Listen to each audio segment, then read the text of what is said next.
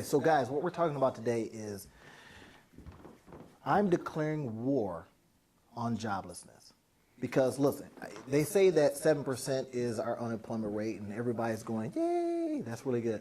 But I'm telling you, among some of our participants, that number is not correct. Some of our participants have felony records, misdemeanors. Some of them haven't worked in a while. Some of them are over 50 years old, over 45, 56 years old. And I can tell you that that 7% number is not correct. So how do we declare war on joblessness when we have those kind of barriers? When we have felonies as a barrier? When we have all the kind of things that people say should not exist, keeping people from working?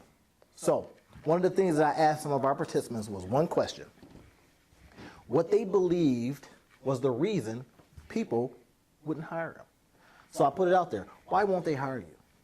Some of the typical reasons was, well, I've got a felony record. Well, I'm too old. Well, I'm undereducated. Well, I'm overqualified. That was some of the other ones. So as we're declaring war on joblessness, we've got to start getting to some of those issues, and we got to start getting to some of those issues right away. So I'm going to need a whole bunch of soldiers to fight this war.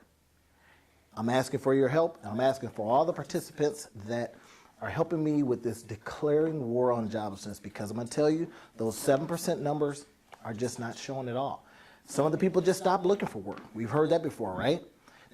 I heard the other day that if 7% was the number, but they added in people that stopped looking for work, it would be more like double, 13, 14%. So what do? How do we handle this war on joblessness? How do we win it? Now, these are some of the things I want to get to today. These are some of the things that we're going to go over the best we can. Now, I have classes here at Jubilee Jobs. I'm going to give you the fancy title. I am the Career Development Specialist. But listen, really, all I'm trying to do is give people a little bit of hope. Allow them to see that we can win this war. But it's going to take a whole lot of work. Because some of the people, like I said, they have felonies. Some of the people have other issues that they got to get over. And we've got to gain the trust of the employers before we can present people to them to hire. Now, what are we going to do? One of the things that I'm finding that's working very, very well is what I call boots on the street job leads. Now, boots on the street job leads are those things that you won't necessarily find in the papers. They're not on the job boards. None of that stuff. These are areas that people have heard others are hiring. Their friend might be working there, cousin might be working there, and what we're finding is that when they come and tell us that I heard that this company over here is hiring, you look in the paper, you might not see it. That's why I call them boots on the street leads. We need your help in finding a lot of these places. Now, what we're going to do here at Jubilee is we're going to do everything that we possibly can to get people prepared, to get them in a position where hopefully an employer says, you know, I see that you had a felony here, but I see that you're so well prepared.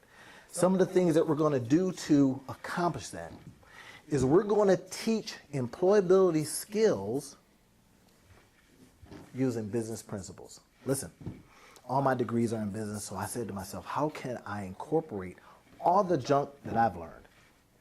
And how can I teach from that platform? So some of the things that I do with the participants that we are leading here is I say, listen, if you started asking yourself business-like questions, if you started walking around like a business, how would you present that? For example, take the business concept of a balance sheet, right? So we look on one side and we see liabilities. We look on the other side and we see where the assets are. Now, typically with some of the participants that we're leading, the asset side is really low and the liability side is really high. So we've got to do everything we can to balance that out because, again, we're preparedness and we're trying to present the most prepared person despite the fact that they may have other issues. So when I'm using these business principles to teach employability skills, these are the things that I want all the employers out there that may be seeing this film to keep this in mind. Our participants are going to know about business because they're going to walk around every day like a business. They're going to be asking themselves, is this one action that I'm getting ready to do here, turn on the TV, for example, is this action helping my business or is it hurting my business? And if you're the business, you're the product, you're the person that's walking around asking yourself, what do I need to do every single day to get better, like a business, then hopefully that decision, instead of turning on the TV, turns to maybe putting in a couple more applications. Maybe it talks about networking. Maybe you do other things that help you improve your business. Now, again, like I said, I'm just talking from the standpoint of teaching business principles to improve employability skills. Because we got to win this war, guys. We have to win this war. I don't want anyone to have to ask, to wonder about that question. Why won't they hire you? All right? I don't want them to ever say, they won't hire me because I'm not putting in the time. They won't hire me because I'm not prepared. I don't want them ever to have to say that.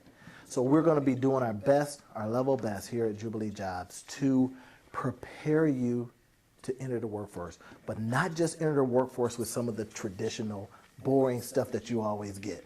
Cover letters, mock interviews, resumes, yeah, right? I'm already falling asleep. But if I can present to you participants that understand what income statements mean, that can understand what a balance sheet is, that can understand that everything that you do from an input standpoint affects your potential bottom line. And if they can now present that information to you so that they know every day that what you're doing is going to make them money, so perhaps their actions are a little bit different. Perhaps their actions now isn't just, let me go in, present my cover letter, go in, present my resume. Maybe now their action says, hey, how can I help you make a couple more dollars by showing up on time? How can I help you get better by never being late, working as long as you need me to work? How can I help your company earn more money by my own actions, and how that can help you? So this is what we're trying to get to. And I'm telling you, I think if we do some of those things, we can win this war on joblessness. Because anybody that wants a job not only has the ability to get it, know how to interview well enough to get it, but then when they do get hired by you, you can trust that they're going to help you make some money. So that's pretty much what we're going to try to get to. We're going to be doing these segments on an often enough basis that you can plug in and see how our participants are doing.